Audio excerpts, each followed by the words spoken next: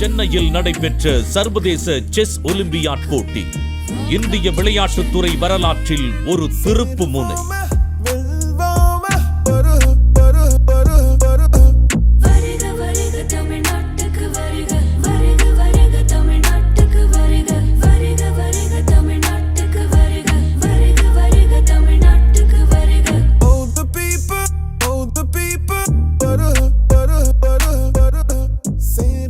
Chess olympiad தமிழ்நாட்டு இளைஞர்களிடம் ஒரு புதிய எழுச்சியை உருவாக்கியது. அந்த எழுச்சியை உருவாக்கியதிலும் அதை தொடர்ந்து வழிநடத்தி செல்வதிலும் மாண்புமிகு அமைச்சரின் பங்களிப்பு அளப்பரியது.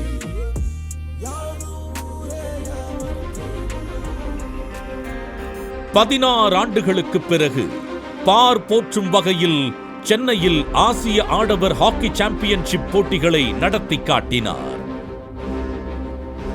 தமிழ்நாட்டில் பிரம்மாண்டமாக நடைபெற்ற 6வது கேலோ இந்தியா இளைஞர் விளையாட்டுப் போட்டிகளில் 98 பதக்கங்களை வேட்டையாடி 2ஆம் இடம் பிடித்தனர் தமிழ்நாட்டு வீரர்கள். விளையாட்டுத் துறையின் உட்கட்டமைப்புகளை முன்னெப்போதும் இல்லாத அளவிற்கு வலுப்படுத்தியதே இந்த சாதனைகளின் அடித்தளம். இவை மட்டுமா? மகளிர் tennis championship, Chennai chess grand master championship, squash உலகக்கோப்பை, சர்வதேச அலைச்சறுக்கு என்று சர்வதேச முக்கியத்துவம் வாய்ந்த பல்வேறு போட்டிகளை தொடர்ந்து நடத்தி வருகிறது தமிழ்நாடு. அனைத்து கிராம பஞ்சாயத்துகளுக்கு கலைஞர் ஸ்போர்ட்ஸ் கிட் வழங்கும் திட்டத்தினை செயல்படுத்திட மாண்புமிகு முதலமைச்சர் அவர்களின் ஆணைக்கிணங்க மாண்புமிகு விளையாட்டுத்துறை அமைச்சர் அவர்கள் முன்மொழிந்தார்.